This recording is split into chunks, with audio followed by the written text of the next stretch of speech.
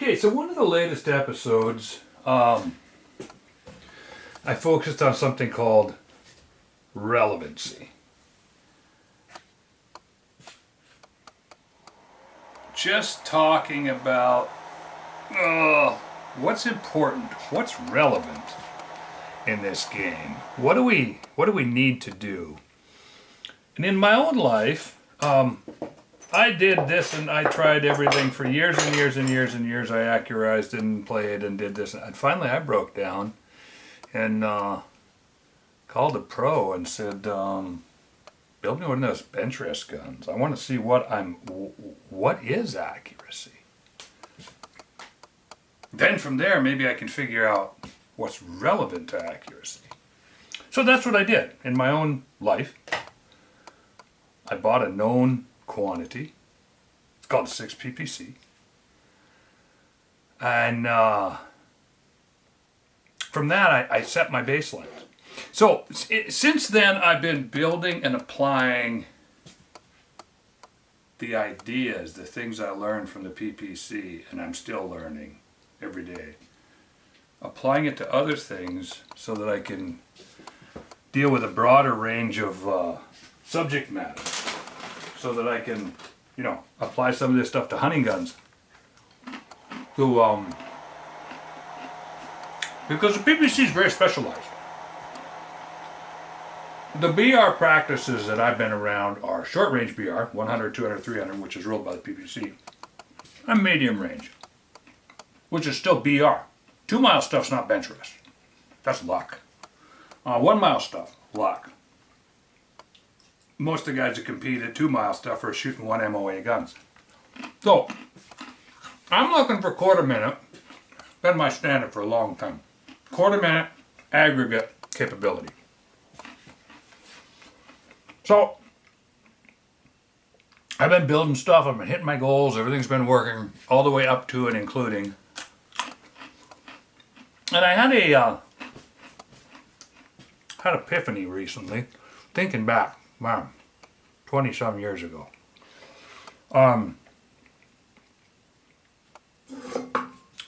There used to be a magazine called Precision Shooting. It was put together by a great guy named Dave Brennan, who was a master of his craft. And one of the things he was a master at was generating interest. And in that light, he would get books published. And he would generate interest, and he would make money on the side from these books that he got published, and he got lined up. He'd get signed copies, he'd set up programs. One of the books that was written at that time was written by the Chandler Brothers, Norman Rocky Chandler, and it was a chronicle of our most famous sniper, Carlos Hathcock. All kinds of crap stories. I'm in an argument on the inner tube right now with a guy who claims that, oh yeah, Carlos Hathcock. And I went and looked on the internet. Sure enough, it's all over the internet that Carlos Hathcock not only shot through an enemy sniper's scope, shot him in the eye and wrecked his eyesight, but he did it at 500 yards. Now here's where things get iffy, guys. 500 yards is a long freaking ways, all right? There's no factory setups that you can go buy that are good to much beyond 350 yards. So let's start with the fact that 500 is starting to get out there. 600, 7, 8, 9. This is not done with. So this is why I'm doing all this stuff. Now, at that time, I ordered a book, a signed copy of Marine Sniper, White Feather, 93 confirmed kills, whatever it was. And I got it, and there's a Carlos signature, and it's all, well, sometime during that time I realized I need to get some more of these for gifts. I've got friends, I've got, this is a unique gift, signed by Carlos Hathcock. So I ordered 5 more.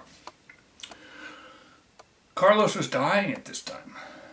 My order got screwed up. He wasn't dying at the time I ordered, but by the time Brennan sent me my order, and don't take this as a bad thing on Brennan. He's a fantastic, one of my favorite. Anyway, none of that matters. I got 5 books signed by somebody else about something called high power shooting that I didn't really give a rat's ass about. So I called back, I said, what's the deal? And he said, that run of books is gone. There aren't anymore. There were only 500, they're gone. But he said, you can call Norm and Rocky and see what they've got. So I called the Chandler Brothers. And I got 5 more signatures. They're on, I mean, Carlos was in a bad way. They did it. Let me understand. I wasn't banging on Carlos' deathbed trying to get I just said, what am I going to do? I don't want these books. You can have them back. So, in the process of meeting the Chandlers, they at that time had something called Iron Brigade Armory. They built high-end custom sniping rigs. The Army got issued a certain, Carlos Hathcock was issued a 700, or Model 70 actually, an 1.5-inch gun. He could maybe get it to shoot somewhere down around an inch, but it was no quarter-minute gun. The Chandler Brothers started, and I asked them flat out, I said, at this point I was early in I wasn't even building it, I had already gotten out of gunsmithing school, quit building, was having other people do my work. Long story short, I said, why do you guys get $5,000 out of one of your guns? He said, because they're worth it. That's what it takes to get rid of the flex, to make something that you can carry, rain or shine, hot or cold, drop it in the mud, throw it off a truck, chuck it off the side of a building. And he went through a bunch of the stuff. The barrel contour that you're never going to bend, short and fat. The amount of reinforcement they put into the stocks, so that they took a Macmillan stock and then they just gutted it and they filled it back up with this high tensile strength epoxy matrix that they came up with on their own. You could take this gun and throw it off a truck at 35 miles an hour, let it roll down the road, pick it up, and make a shot at whatever yardage, and trust the gun. Had to do with the way the scopes were mounted, the way things were. I learned a lot dealing with these guys, because they said, hey, listen, we build guns that work in the real world. There's all kinds, because there's a whole target. The BenchRest guns are delicate. I mean, they come apart, they're glued together, they come apart on an airplane, they come apart out on the line, you don't drop them, you don't, I won't say they're delicate, but the point is they're a specialized thing. And these guys were trying to do, they said, hey, we're taking, this is a BenchRest grade sniping gun. So, what they did was they got me started down that road of why. They used short action Remington repeaters, heavily bedded and perfectly fitted, and he described his bedding process, and it was miles beyond what anybody else done. He was one of the first guys that talked about letting the action float, getting this all set up and then letting it float under its own weight, so that no matter what you did with the screws in the field stripping, taking it apart, putting it always came back to POI. It always came, no flex, no. I had a great long conversation. These guys just helped this kid out a ton. And I got my the last 5 of Carlos Hathcock's signatures, and they actually had to go pull it. There's actually 505 books in this run. But what's relevant is that I learned something from these Iron Brigade Armory guys, and so I started using some of that stuff. So, this whole channel has been about building, putting together guns that are a little less specialized, I guess. And we talk about quarter MOA, we talk about scope affixment, we talk about bedding and how and flex of the action and why. This is what I said. The Iron Brigade Armory said they used short actions, and it was to limit the flex. They bedded it heavily and tightly, and they upgraded the recoil lugs, and they went through and they looked at all the forces going on this thing, and they started eliminating them one by one. So, because our weather has been a complete nightmare here on the West Coast, it has done nothing but rain for 7 or 8 or 12 or 42 weeks. And it's cold outside. I was filming earlier this morning, and I came in out of the cold, and it was now I'm cooking, because I filmed an episode earlier today before I did a bunch of machining on these 50 BMGs. And I had come in from outside. It's like, I don't know, 50 degrees or something stupid out there. So I had to. Now I'm in here cooking, because I decided to do this 50 BMG episode, get started on some of the stuff that I'm doing, because I changed directions due to the weather. And I realized, I can validate, I can test for relevancy. I can use this. I've been waiting. This 50 BMG project's been on my desk for 20 years. Literally 15 years ago, I bought an Action, and 10 more years ago, I bought another complete setup, and I've fired them a couple of times, and they shoot like dog crap. Frankly, they're just... Nobody's ever built a 50 BMG that shoots under a half minute, for the most part. I mean, we've got quite a crowd out here that are shooting them in competition, but here's the thing. I've never had any interest in a 50 BMG because I fired a dozen of them. I've had a bunch of them over here at the range shooting. They're obnoxious to be around. They clear the whole bench. I can't shoot them out the window out here because I blow the windows right out of the... All of the muzzle brakes that they use are angled back, so it's like getting slapped in the face with a shovel every time you pull the trigger. But the bottom line is, it's a 36-pound gun. I've never fired one under 30 pounds, and I've fired a bunch of them. And they all shoot like Walmart 270s. I mean, the best ones. I've had 10 different kinds, 3, 4, 5 different kinds of semi-automatics, Bros, bats, bolt actions, big honking stocks, 35 to 50-pound guns, and they shoot just under an inch, 1 MOA. And to control the recoil, they put these monstrous raked back brakes on them, which work. They make the gun recoil like less than an .06. So in the back of my mind, for years I've been saying, I'm going to tackle the ultimate project. The ultimate, this can't be done, so I'm going to do it situation. And I decided, I built 416s and worked on a bunch of them, smaller 50s, 375s, different cases up to as big as, you know, you've seen some of my threes.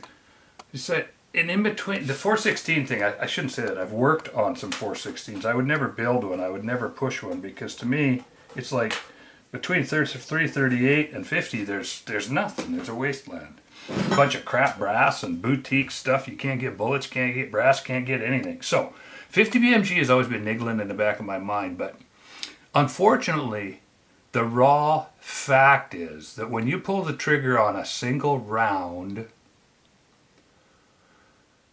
that is the equivalent of 6 12 gauges or 6 308s or 5 30-06, we're talking the biggest, heftiest, nastiest, meanest guns, 338s and 375s that I put together, putting out 4,000 pounds. These sick monsters start at 12,000, 15,000. You're holding on to 6 tons. If anything fails, you will die. And I am the safety geek. So, the 50 BMG stuff's been sitting while I do a ton of testing. One of the things that I've brought up in the past, I've got the prop right here. Early, 15 years ago, I built the world's biggest muzzle brake. This thing offers 24 square inches of impact area. First, I had to build a sled. Then I had to find out, because all the BS out there in the inner tube, nobody knows how stuff works. So I started asking people, how's the muzzle brake work? Oh, it redirects the gases and it turns it sideways and the rake. People have no idea how a muzzle brake works. People have no idea how a rocket works. When I'm trying to ask about muzzle brakes, I give them my space question. I say, okay, if we welded up a 35-pound ball of iron or fiberglass or whatever and put you inside of it and sealed it up with a bunch of air and bags of sand and bowling balls and rifles and all kinds of ways of making it, and we set you out in space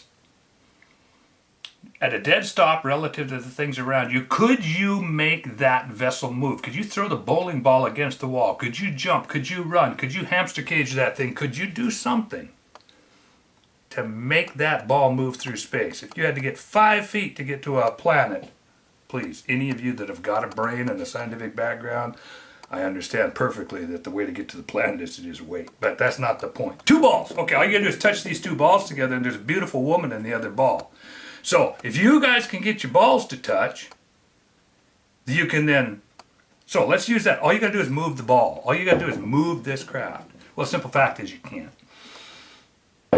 So it takes ejecta. Once we have ejecta, now we're doing work. We got force over time, we've got ejecta, we've got something leaving the system. The way a muzzle brake works is because there's a bunch of gas trying to get out and it's getting out, and you put up a bunch of walls in there, bam, bam, bam, bam, bam, bam, bam, for him to slam against, and it pulls the gun back off. That's all it is, it pulls the gun back off. So, world's biggest muzzle brake. The problem is, this muzzle brake, to work on a 50 BMG, would need to be changed tremendously. All this was built for a little, totally different project.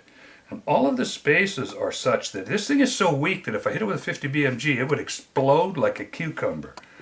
So this is useless. So here's the rules of my 50 BMG project. I'm just going to lay them on you right now. So we're gonna do this in the vein of the other stuff that I've done on this channel. What I do on this channel is I go out and I make predictions and I say, I'm going to do this. And here's how we're going to do it. We're going to go out and we're going to fix it, put this thing together. We're going to... It's the cockiest way to do business. It's every day is hold my beer and watch this. Even though I don't drink. But that's not the point. So here are my rules. One of the things that we've done in the past here is, let's take a scenario where we're going to put together a bolt together 6 PPC, so that we can take it apart for whatever reason. A PPC gun is glued together. This is how you build them.